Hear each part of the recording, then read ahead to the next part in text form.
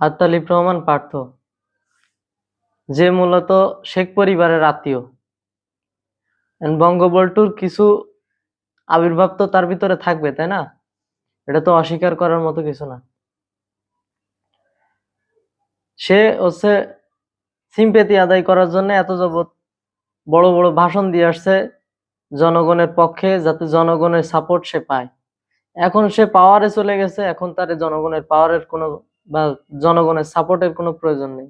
এই জন্য সে তার মতো এখন সে সংবিধান চাচ্ছে, সে ৭২-এর সংবিধানের পক্ষ নিয়েই চলতেছে, যাতে এই ৭২-এর সংবিধান তার নিজের মতো করে মডিফাই করে সেই সরকারকে নিজের মতো করে ব্যবহার করতে পারে।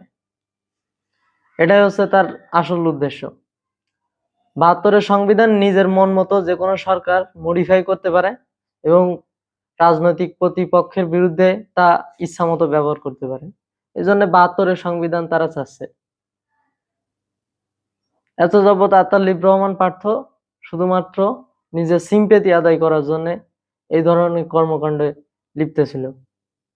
তো ওই বঙ্গবন্ধুর মতো সেও উৎফুল্ল ভাষণ দিত এতদিন যাবৎ। এখন তার কাজ শেষ, এখন তার উৎফুল্ল ভাষণও শেষ। তো এটাই ছিল কথা। বঙ্গবল্টুর রক্ত যার গায়ে আছে সে বঙ্গবল্টুর মতো উৎফুল্ল ভাষণ দেবে কিছুদিন যাবৎ, আর এখন সে বেইমানি করবে ফ্যাসিস্ট হাসিনার মতো।